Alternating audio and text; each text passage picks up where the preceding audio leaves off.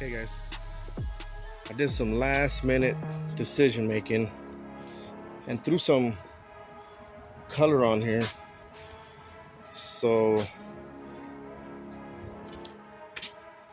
after I can kind of sand it down, I'll be able to reach these colors and create a nice patina look. Now it was kind of random towards the end.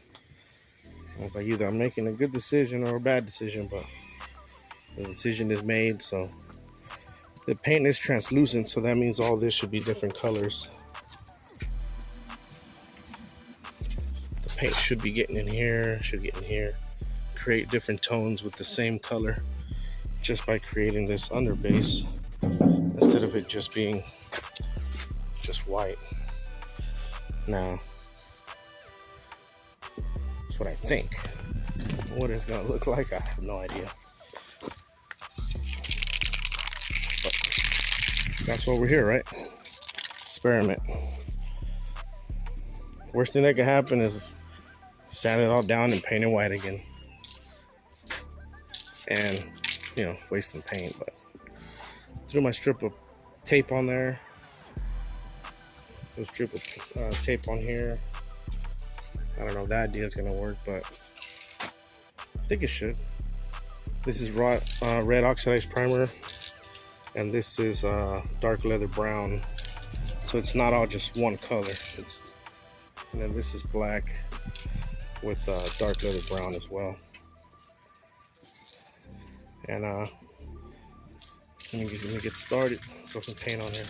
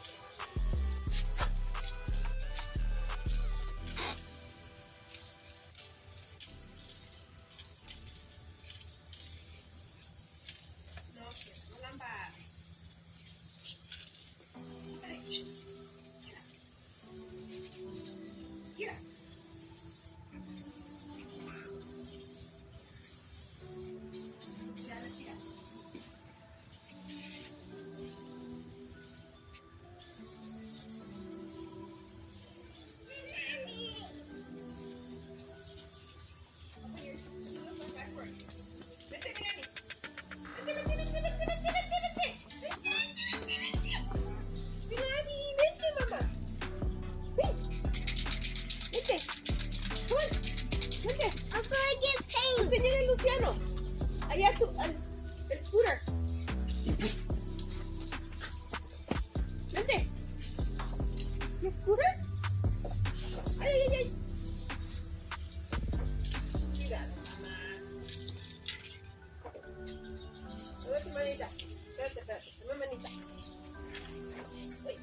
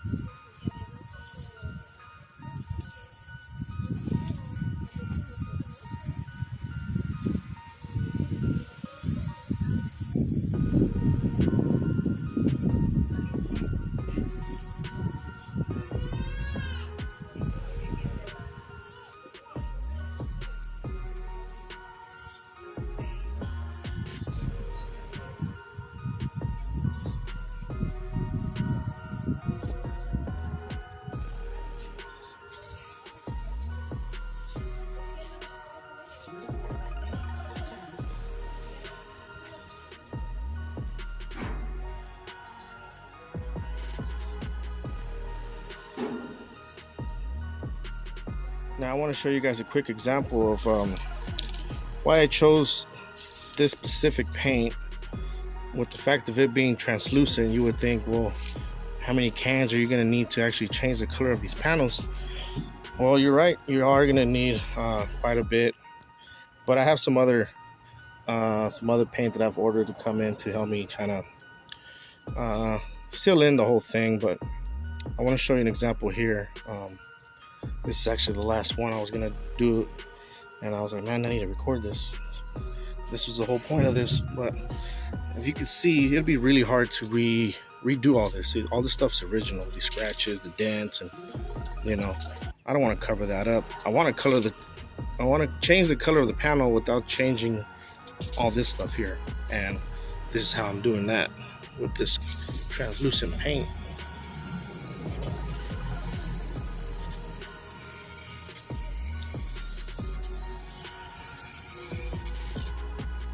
Now, I don't know how well you can see that, but it just changes just the slightest.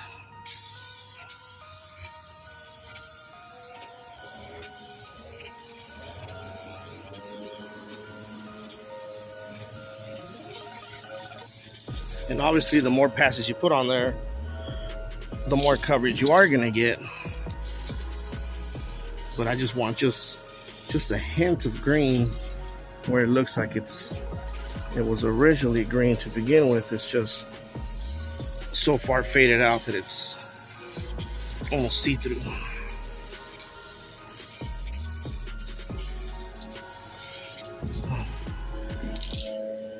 I know it's really, really bright, guys, and I'm sorry. Maybe here in a little bit. Well, I don't know. Maybe you guys can see that or not. Let me show you what we got out here. This is 3 passes, and it's about. Let me get on this shade, man. It's getting hella hot. But from certain angles, it is painted. You know, could use a little bit more paint here. I ran out of paint, so the other side's not done yet. The hood needs some more passes on it, but it's green. Okay, here's another example green about this transparent paint. See, like all this stuff? I like all that stuff. You know, instead of trying to recreate this stuff, I was trying to find a way where I can paint the truck and you'd be able to see all that stuff, or at least be able to kind of sand it back down and bring this stuff back out. And with regular paint, you would just be pretty much. There's some more right there. See that? You can still see all that, but now the truck is green. You know, so you can put passes over this stuff. Let me see if I can get you guys dialed in right here.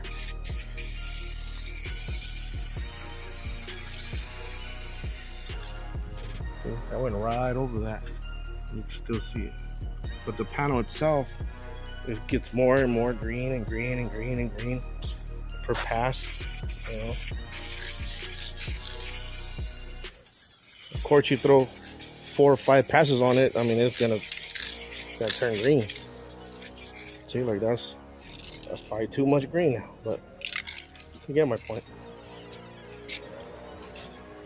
This side's still missing some paint, but this side only has two passes on it, except for that last piece that has 3. So you can tell the difference with one pass to the other. See, got a dent right there too. That's why I wasn't going for a perfect paint job, you know. I don't got the money to do the body work. I don't know how to do it, so patina it is. I know at first, the first pass, even the second pass, kind of going into the second pass, I was like, oh man, this thing is looking horrible. It was looking ugly. You know, the only thing I could think of was like Teenage Mutant Ninja Turtle or something, you know. I was like, oh no, I hope that's not how it's gonna stay. But This side has that third pass on, and this side is more of what I'm looking for.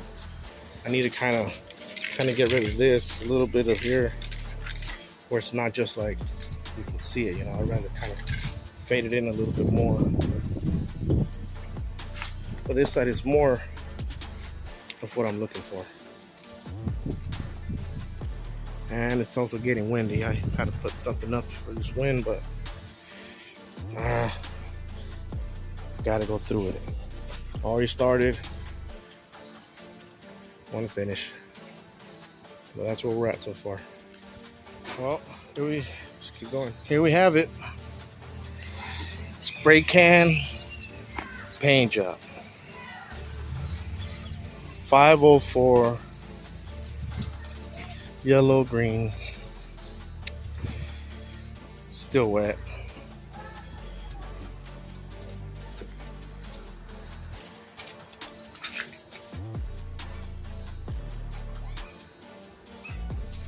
Not really too sure what to do with here though, but I mean, I just threw just a single pass in here. I have like a can left. I don't know if I want to save it in case I want to touch something up or something. Not really too sure. Maybe the bed will be black. I'm not sure. I don't want to waste my can on the bed and then end up doing it black. Now it's not 100% coverage, even though I kind of tried. But there's spots that are still black, and you know, so that's okay.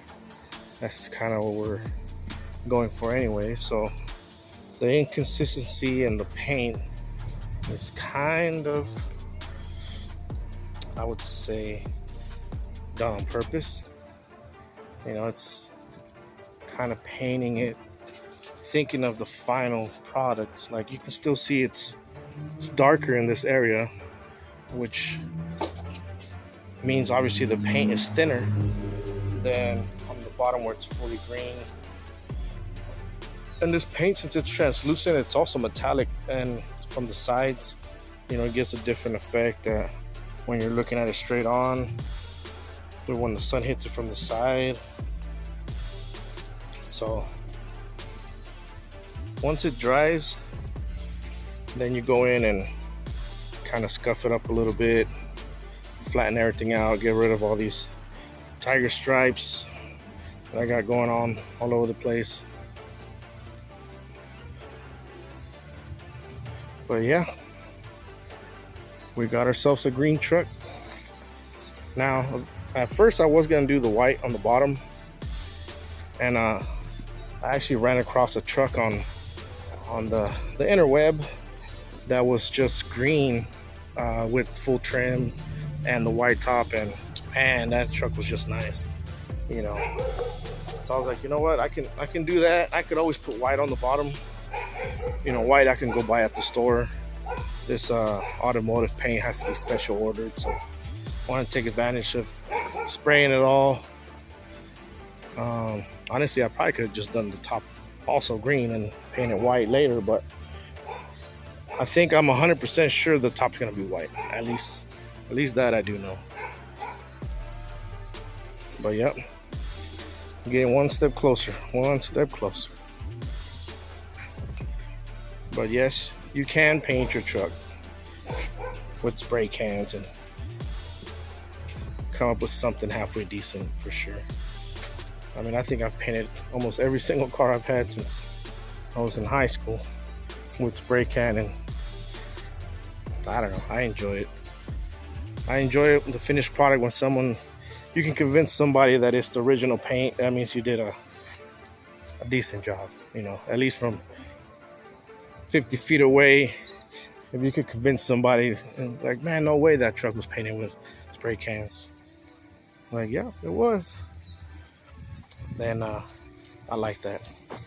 So this is where we're at. Stay tuned. We're gonna keep going. We're gonna wait till the paint dries. Go in and light sand everything, flatten everything out, get rid of most of these tiger stripes and stuff. Tiger stripes, I'm referring to the stripes from Rattle Can. I don't know how you guys know them as, but I know them as tiger stripes. Get rid of some of those, blend some of those in, and get some of the patina to shine back through it, and get ready to install this this trimming, top and bottom. This truck did not come with trimming, so that's going to be a process. Also, if you guys are interested on how that's going to work out, stay tuned. If you want to add trimming to your truck, we could figure this out together and keep going on this thing. Thank you guys.